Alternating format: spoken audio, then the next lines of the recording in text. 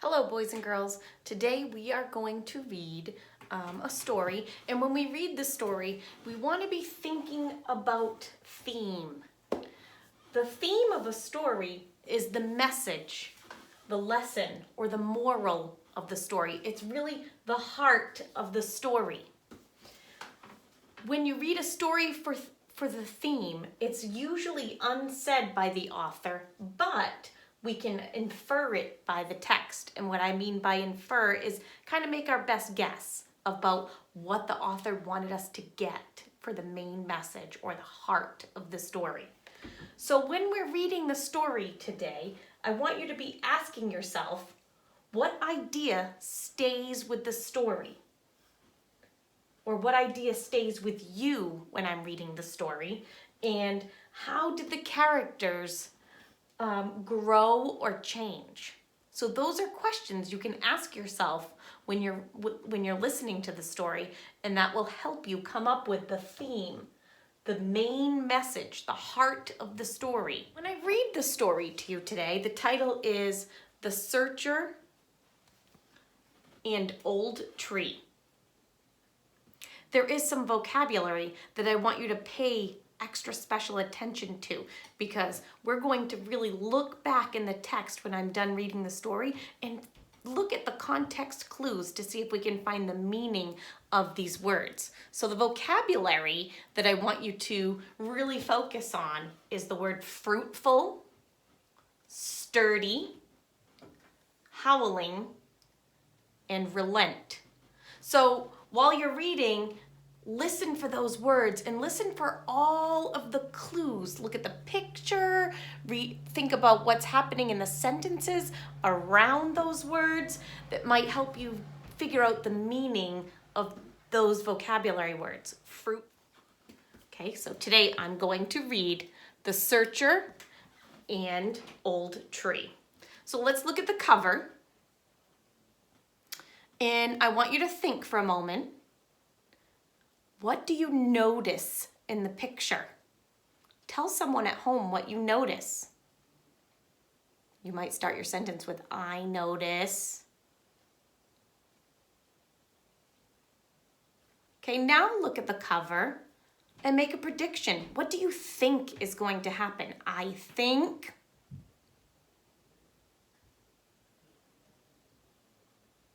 Now last, you might have some questions, some wonderings. What do you wonder happens in this story? I wonder. Okay, so now that helps get our brain ready for reading. And now I'm going to read The Searcher and Old Tree. Remember, listen for those vocabulary words and ask yourself some questions.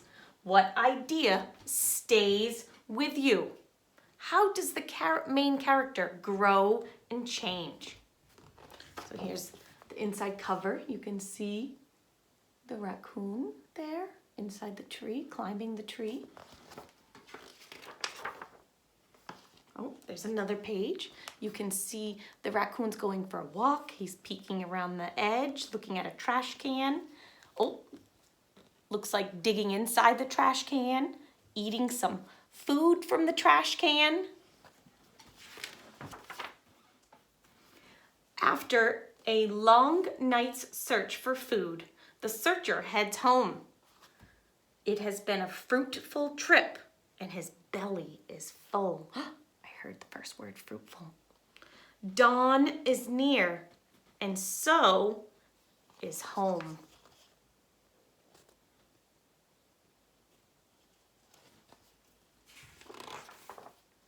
It is time for the searcher to sleep. He climbs up Old Tree's sturdy trunk.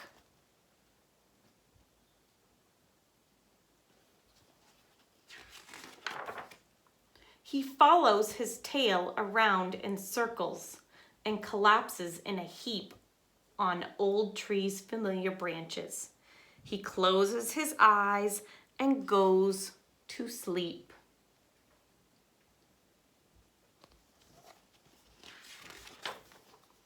While the searcher sleeps, the wind starts to blow. It whips the waves.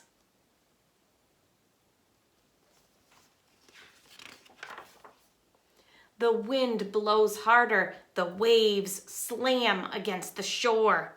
Boom! The ground shakes.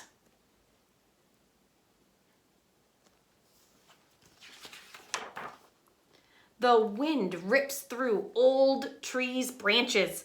The waves continue to pound, surge, and crash.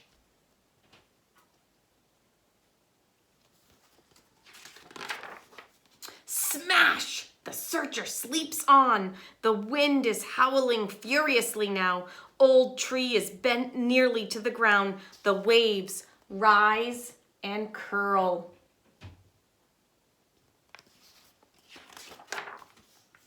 The wind and waves increase in ferocity throughout the day.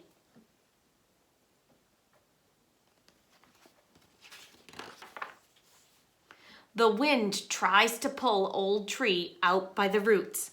It can't.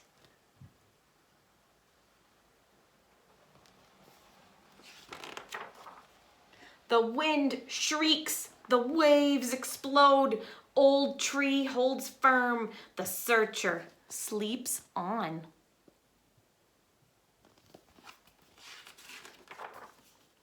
Then, toward evening, the wind and waves relent. The wind calms down. The waves retreat.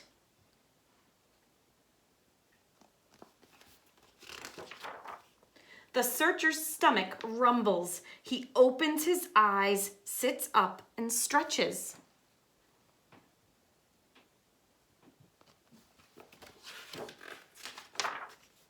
He slides down to the ground and heads toward the familiar path. Suddenly, he stops. Something is different. The grass is wet and covered with leaves. Broken branches lie scattered about.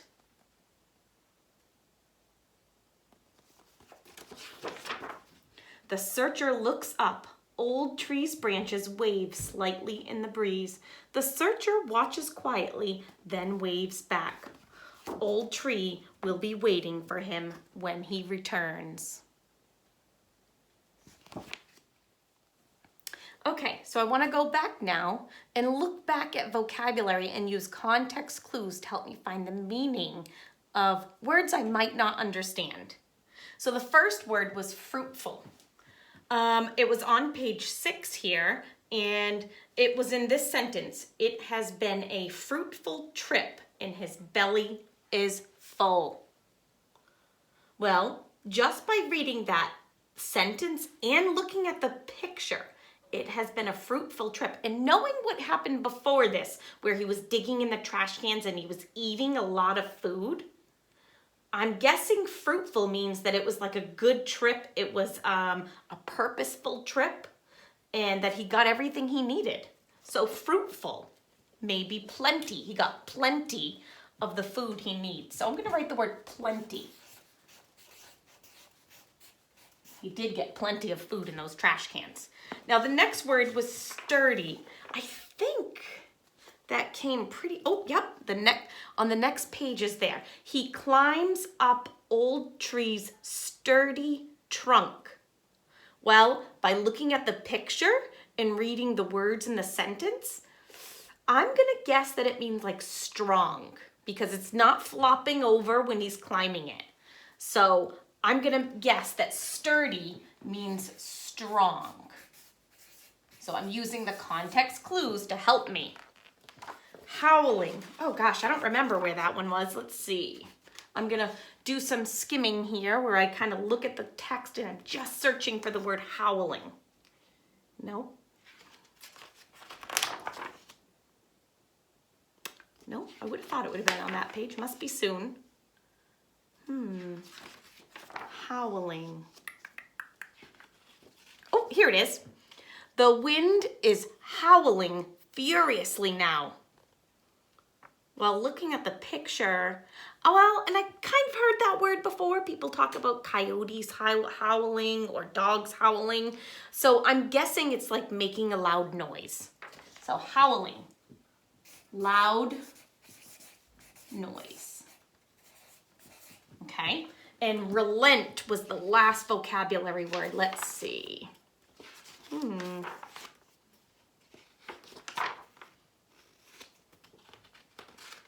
Not seeing it yet. Oh, here it is. Then toward evening, the wind and waves relent. The wind calms down. After I read the whole page there, and I look at the picture, and now it's calm in the story, I'm guessing like the waves relent. They kind of give up. Because before they were crashing, they were ferocious. Now they're peaceful. So I'm guessing relent means give up. Okay, so that's how I look back in the text. To help me with vocabulary, I'm not really sure how what they mean. Now I'm going to go back into the text and look back at the pictures to think about the theme. Okay, so we talked about how finding the theme in a text is really reading to find out what's the main message, the heart of the story. What's something that the author didn't say in words, but you might be able to infer the meaning. I am going to ask myself these questions. What ideas stay with me while I'm reading the text? And how did the characters grow or change? So I'm going to look back at the pictures. And I noticed at the beginning, they look like they're friends. The raccoon, who's called the searcher, and the old tree, they look like they're friends.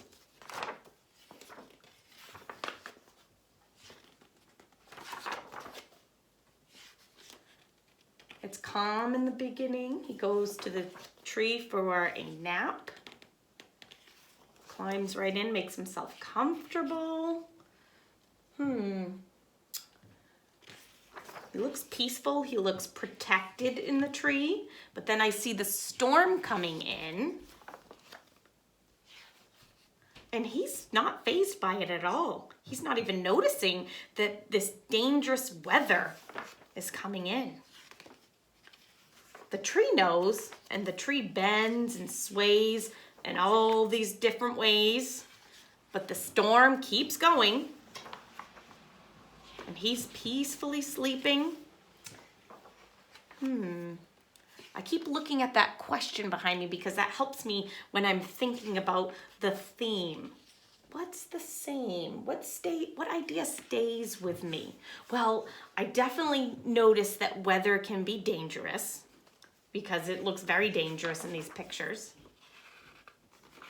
But I'm also noticing that the tree is protecting the searcher. So I think there might almost be two messages here.